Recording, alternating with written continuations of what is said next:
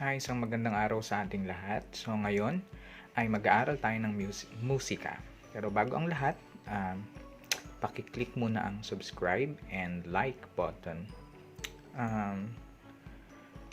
Maraming dapat isaalang-alang sa pag-aaral ng musika, lalong-lalo na sa mga baguhan. Kung gusto mong maging bihasa, kailangan ay hindi ka lang marunong tumugtog. Dapat alam mo rin yung mga simbolo sa musika. Itong mga simbolong ito ay parang mga traffic lights. Hindi traffic lights, traffic signs. So, kung ikaw ay isang driver at alam mo ang mga traffic signs, yung mga simbolo sa traffic, sa kalsada,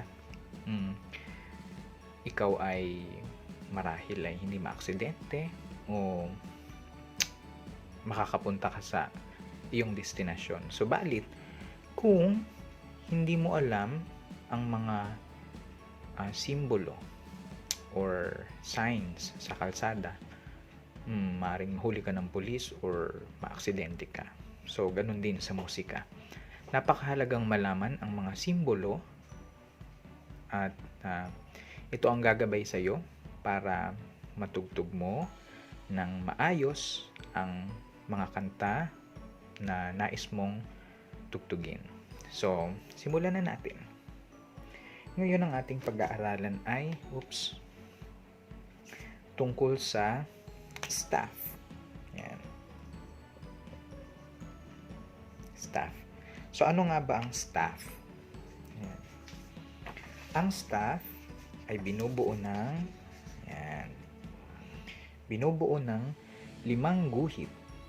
1, 2, 3, 4, 5. And then, ito ay merong 4 na spasyo.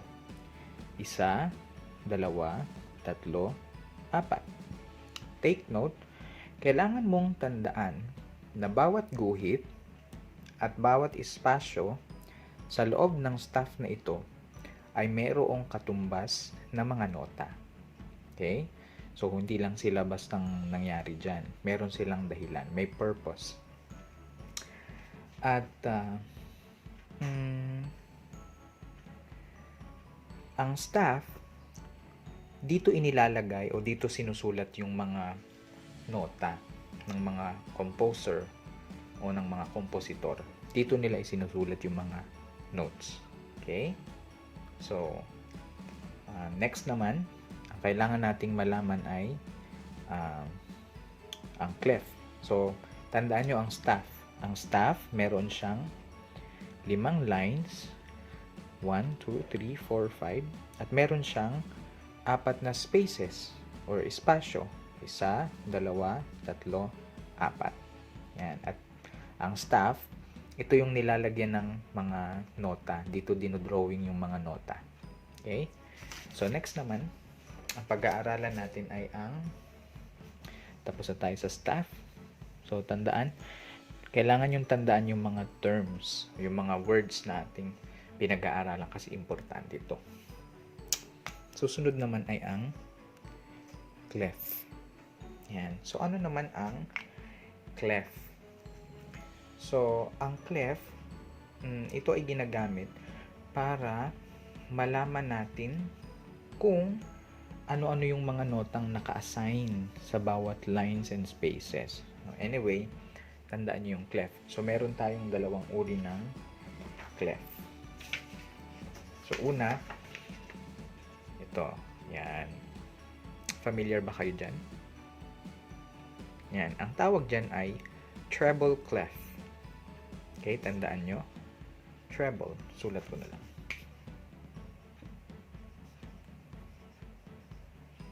Yan. So, meron tayong treble clef. And then,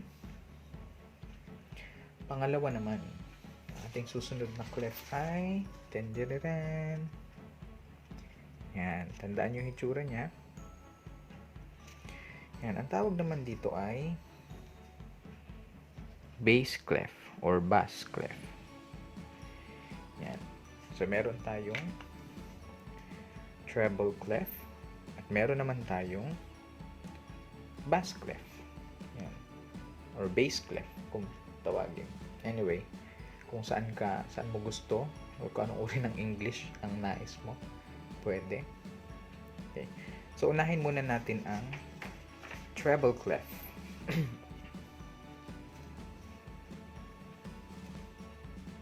So, ang treble clef, siya ay meron siyang second name. Ang kanyang another name or ang kanyang palayaw, kumbaga, by the way, ang buong pangalan ko, ang aking pangalan ay Kuya Erickson. Ang palayaw ko ay Eric. Yan. Ganon din, si treble, ang kanyang tunay na pangalan ay treble clef. Pero, ang kanyang palayaw ay G clef. So, bakit naging palayaw niyang G clef? Okay, so take note of this. Kaya siya naging G clef dahil, pansinin niyo itong bilog na to. Sa pagitan ng bilog na ito ay mayroong linya, itong line na ito. Yan. Itong linya na ito, siya ay nasa nota ng G. Okay, so kung ating tatandaan, meron tayong 7 musical notes. Meron tayong C,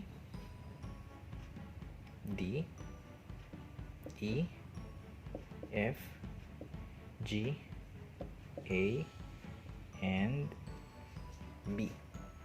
So, G. Lahat ng nota na tatapat sa ikalawang linya, second line, siya ay nasa nota ng G. Okay? Kaya siya tinawag na G clef. Meaning to say, lahat ng nota na papatak dyan, saglit, may malaki ako dito.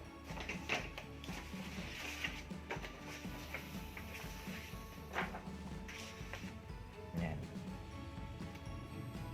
Lahat ng notes, akin na yung puso. Yan. Lahat ng notes na isusulat dito ng kompositor, sila ay nasa G. Then, susunod naman, anong kasunod ng G? G, A. Yan. So, yung space niya, A. And then, ang kasunod ng A ay B. So, susundin lang natin yung pagkakasunod-sunod. Nga pala, sa music, ang unang letra ay C. Hindi siya katulad ng alphabet ng ating alpabeto na nauuna ay ang letter A. Sa music, lagi niyong tatandaan, ang nauuna ay letter C. So, C, ang kasunod ay D, E, F, G. And then, wala ng H. Baka malito kayo. Hanggang G lang.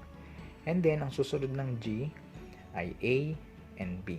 So, kung ito ay G, ang kasunod niya ay A. So, ito ay A.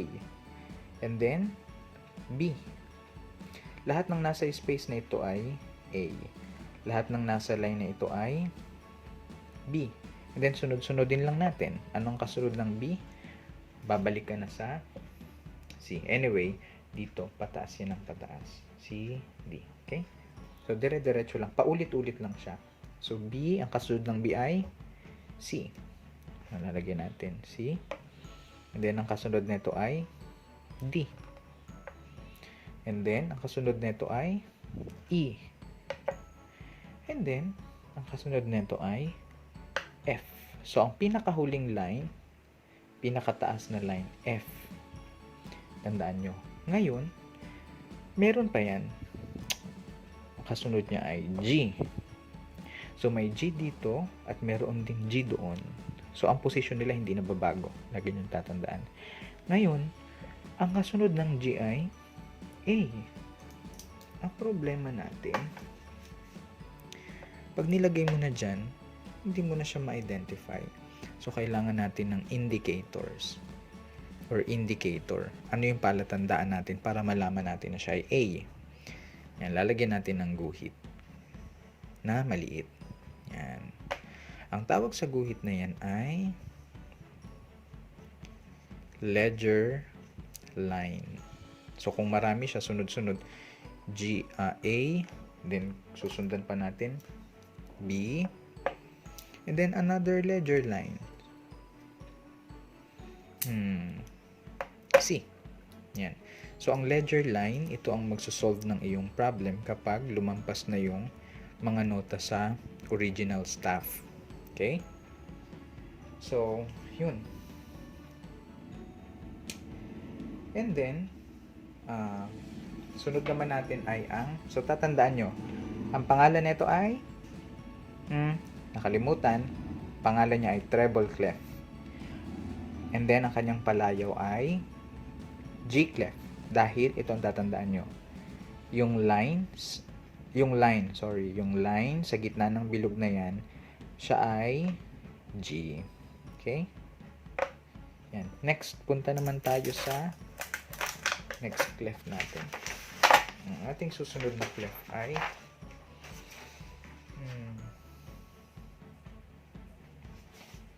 ang F clef.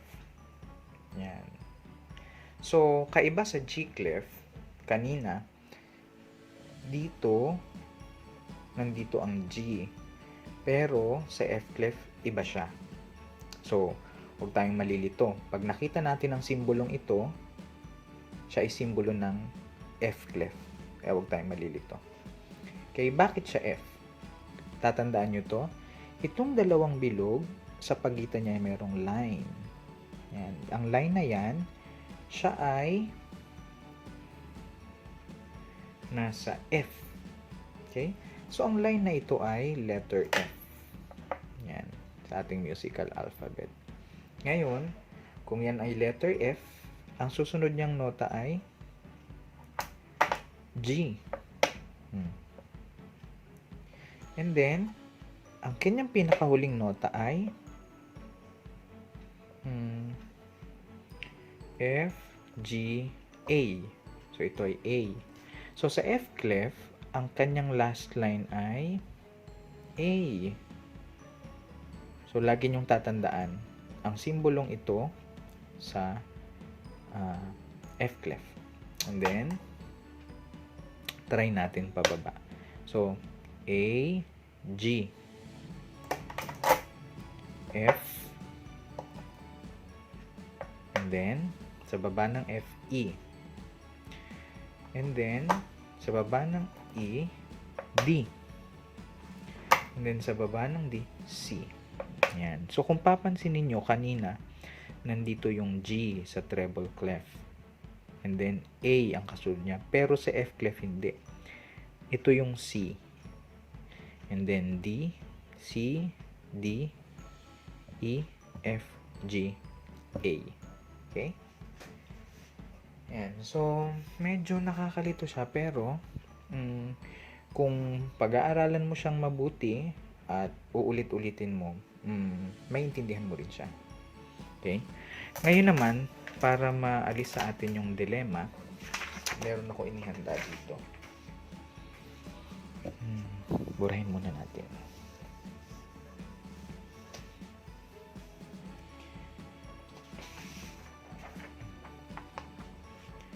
Kung papansinin ninyo, meron ditong 11 lines. Yan. So, ang pag-aaralan natin ngayon, ang i-share ko sa inyo, karagdagang information, ay ang grand staff.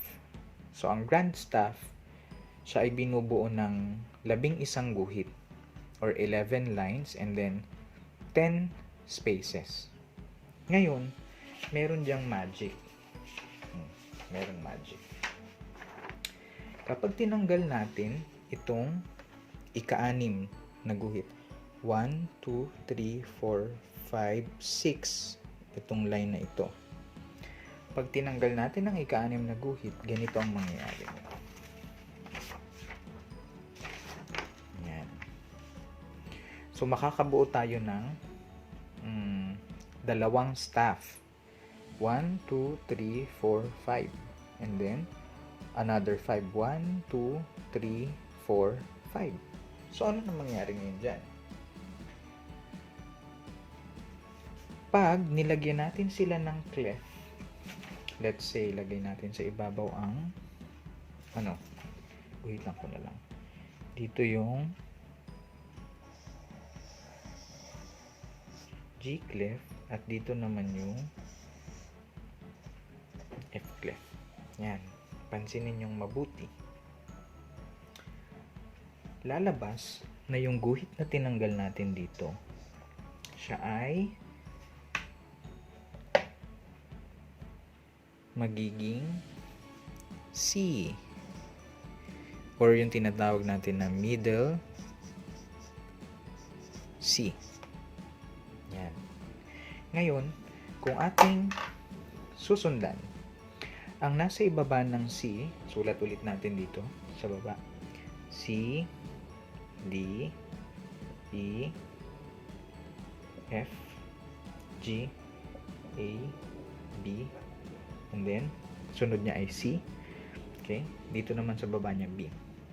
So, kung ito ay susunod-sunodin natin, yan. So, yan yung C. And then, next note naman ay ang D. And then, first line, E. And then, F. And then, G. Nandun tayo sa G. And then, sunod-sunod lang, katulad ng ginawa natin kanina. And then, dito naman, pag bumaba tayo, C. Ang baba ng C ay B. And then, kung matatandaan nyo kanina, ang last line ng F clef ay A. And then, sa baba niya ay G. And then, sa baba ng G ay F. Yan. So, yan yung grand staff. So, pag tinanggal natin, pag ineliminate natin yung middle line, lalabas yung dalawang modern staff. Okay? So, yan yung ating video for today. Kung meron kayong mga katanungan, mag-comment lang kayo sa baba, and then panoorin natin yung if you have time, panoorin nyo pa yung ating mga susunod na videos. So, wag natin kalimutang subscribe at mag-like. Sana marami kayong natutunan sa video na ito. Maraming salamat!